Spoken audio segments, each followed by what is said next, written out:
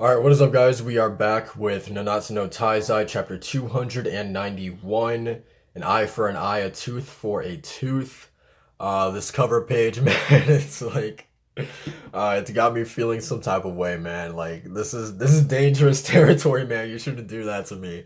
But yeah, man, I'm excited to see this chapter, Merlin going up against the two demons, the Pacifier and the napping demon.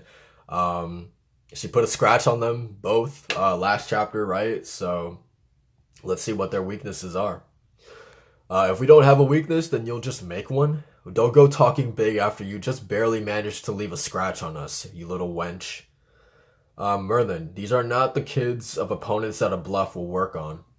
Or these are not the kinds of opponents.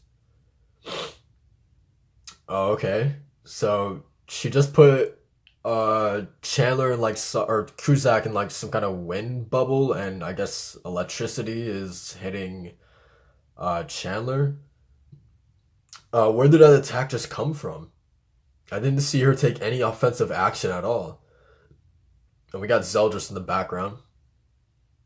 The damage is increasing. Impossible off those wimpy little hits. Double impact. I cast it immediately after the fight began. Don't you remember that spell that disappointed you both so? So then that wasn't an attack spell? Or the first wave spells containing all different elements that can be created by combining the four major elements are cast. All to determine which you both have the least resistance against.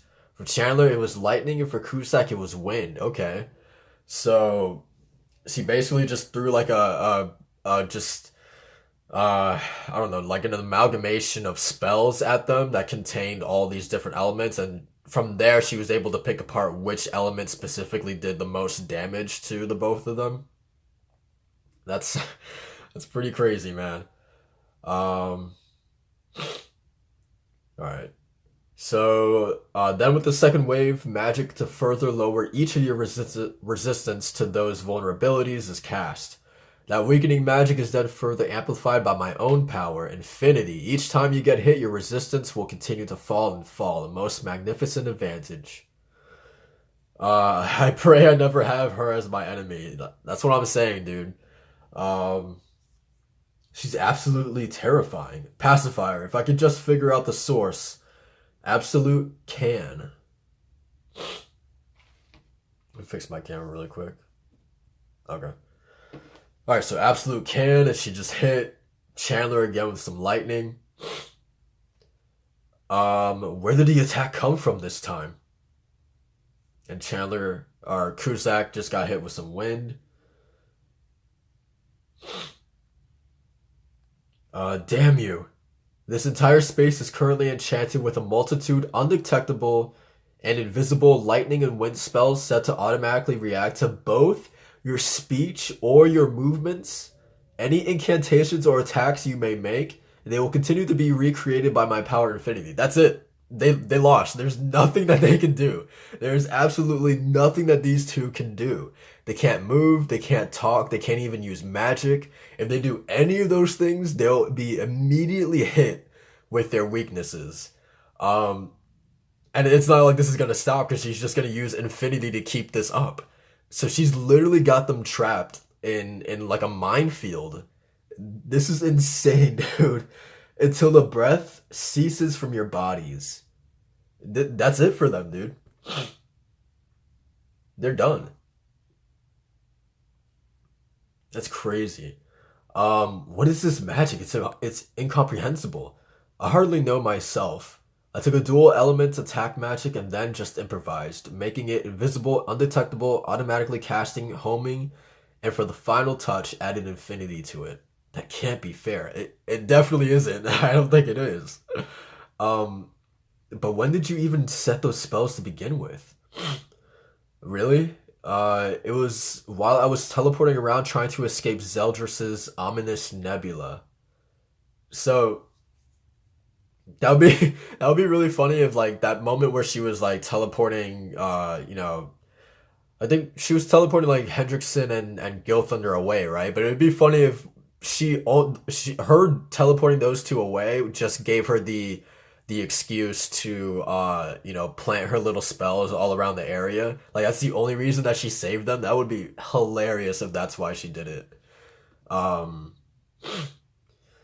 so okay, so Lord Ryudasel cast a miracle to heal Gilthunder, please. He used himself as a shield in order to protect you. He didn't do it to protect me, did he? Besides, I need to conserve every last bit of magical energy I can right now. Look at Hendrickson's face too. Okay. For we top class demons to be disgraced by the likes of a human is simply unallowable. What's so funny?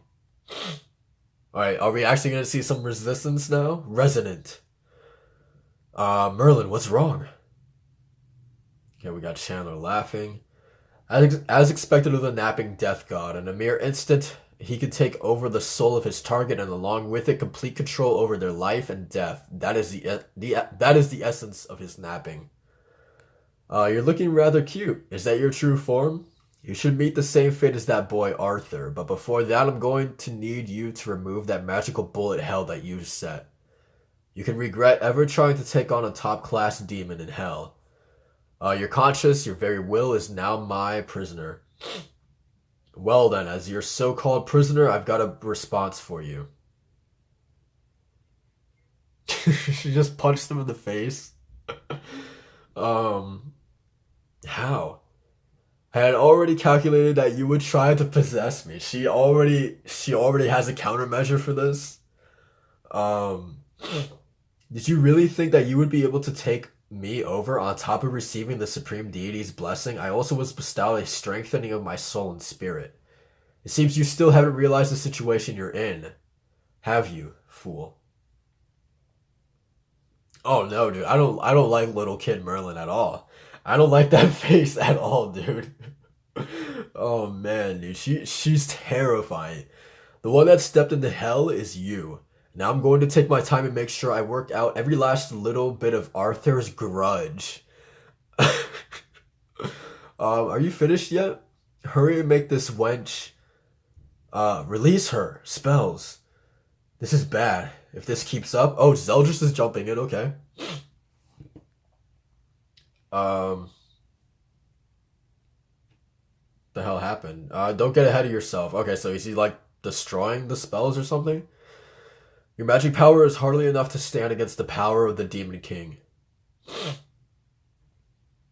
Oh, Ryudo finished him off? Damn it. That's it for Zeldris? Oh man. I'm really disappointed about that. Um I've won. I've finally put an end to the holy war that was dragged on for all this time. We, the Goddess Clan, have won. I think Chandler and Cusack are out too, right? Are you watching, Mael? Your big brother has finally accomplished. Merlin? Why? Why can I only remember the face of Esterosa, the one who killed Mael? In that instant, far off in the heavens, Gauther's spell had come undone. The snapped perceptions of Esterosa of the Ten Commandments and Mael, the four archangels, and the minds of all that knew them were destroyed. And the impact that it created will change the entire state of the battle across Camelot. Interesting. One of the four archangels, yet one of the Ten Commandments, for all that know him, the shock will be dire. To be continued in chapter 292, the devil's manifestation, the return of hope. Interesting. Um, so I think that's pretty interesting to see, like, timeline wise, like where these two events are happening in like conjunction to one another. I think that's pretty interesting. I feel bad for Zeldris, man. Like seeing like, I mean, obviously, I think Zeldris is way more close to Esterosa than he is to Meliodas, and like to see that his brother was like really just like a facade this whole time. Um, I think it's really gonna fuck Zeldris up a lot. What is that gonna do to Ryudo, man? Knowing that, well, back to Zeldris really quick. Um, no, wait a second. I'm trying to like, it's really hard sometimes like differentiating the two, but Okay, so knowing this has to be worse for Ryu to sell because Mael basically inside the skin of Esterosa was out there killing goddesses. So Mael killing his own kind. What will that do to Ryuta knowing that his brother was like put in that situation that his brothers slayed like many of their own kind. Like what will that do to Ryuta? I'm excited to see that as well, to see the reaction from Zeldris. Um, Also, really quickly, Merlin was being affected by it too. We didn't see Escanor really, react to it. Because I don't really think he had. I mean, yeah, he did fight against Esterosa, but at least to my knowledge, he's never had an encounter with Mael, right? Um, I just think it's a little weird that Merlin was like visually or visibly affected by what Gowther did. Like she reacted to it, but Escanor didn't. So I'm wondering if there's a little something behind that. Um, yeah, so that's gonna be interesting to see. And then I guess just the major thing about this chapter, man, Merlin's fight, man. We gotta talk about that. I'm really interested to see people's reactions to this fight, man, because it's not even fair. As much as I love Merlin, and if you guys have been watching my reactions, Derriere will always be my favorite character in this entire manga, but Merlin is like pretty up there. Like I would definitely say top five favorite characters. Um, I don't know, man. Like I feel like Ryuta hit the nail on the head saying that like the two things that he said that number one, this isn't even fair. And number two, man, I hope I never like make an enemy out of her. Um it's not just the fact that she's broken, but it's like I guess I'm just disappointed that like the two demons didn't have a chance, man, like at all, man. It's literally not even fair. I like I kind of like how it was done, like the fact that there was a little bit of foreshadowing there, like the fact, her using double impact in the beginning, like demons thought it was insignificant, that it was nothing, but come to find out there was actually purpose behind that attack that we would later find out in this chapter as to why she used it. Um the fact of her teleporting around, she did a couple chapters ago or whatever, there was actual purpose behind that. So I like the foreshadowing with those things. Um, and just overall, I like the fact of her being able to, dissect, okay, this demon is weak to this element, this demon is weak to this element. Um, let's obviously use those two things for their weaknesses, right? Those is what these two elements are what they're weak to. Um, but then at the same time, let's just make sure that if you move, if you talk, if you try to any sort of resistance to these attacks, you're gonna be hit by lightning and wind. So I thought that was like honestly like pretty cool the way that she did that, just basically setting up a minefield around them, ensuring that they would be hit by these attacks at all times. But again, man, it goes to the whole infinity thing, man. Like that ability is like, and we know this already, that just how broken infinity is in general, but it's just to the point, man, where it's just like it's not even fair, dude. It really isn't. And you guys know, I've had my gripes with Escanor. I think he's cool, but I don't like him. Basically, every fight he's in, he wins. So I gotta keep the same energy for Merlin, man. Like I feel like we still haven't really seen her in a real fight where she's had to struggle. I'm not gonna count this fight because it was like so easy for her, man. Even Kuzak hopping into her mind, she immediately had a countermeasure for that, dude. Like she immediately like saw that coming. Um yeah, like it's just it's unfair, dude. It really isn't.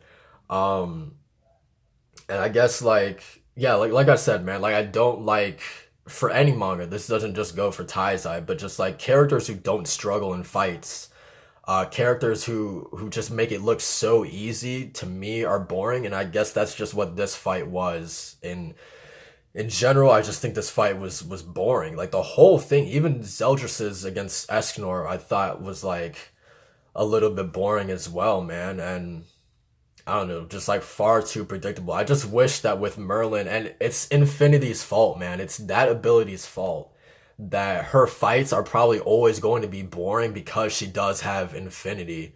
Um, it's just like she just can't lose. How do you defeat someone like that, who literally has a bottomless pit of magic to pull out from? Like it literally just seems like she could just pull things out of her ass, man. Um, and I don't know, it just makes it boring. And I know I'm like shitting all over this chapter, but yeah, man, it's just like when the villains don't even have a chance against the character. Because honestly, how do you even defeat Merlin? How do you beat her at all? Like, she can't be defeated. She really can't be defeated. After this chapter, like those two had the moment they went up against Merlin, they were done. They had absolutely no chance against her. Um, yeah, I don't know. It's just weird to see like, and I guess like Galan is also like a thing that I keep thinking about because like she actually struggled against Galan, but then like you come to this battle and she has like no problem against these two guys, and it's just like Galan, Galan really is like the outlier of like her battles. I guess I don't know. Um, but yeah, man, I don't know. I guess I, my main frustration, I guess, is just wanting to see the demons fight a little bit more. Like, I was disappointed that Zeldris, like, getting taken down in this chapter, and I feel like his fight was okay for the most part. But just with Chandler and Cusack, man, I feel like there's so much potential there to see them work off of each other, to fight up against Merlin. I mean, look at what Chandler did to her, when he flew over to get Meliodas right initially or whatever. Like Merlin was like she couldn't do anything at that point or whatever. Um, but then here, like, absolutely has no problem, like, makes short work of these two. Like, we've been hyped and led to believe that these two demons are, like, on another level, right? And Merlin just comes in and just makes quick work of them. And yeah, I don't know, man. It's like, I'm not necessarily mad at the character herself for just having these boring fights.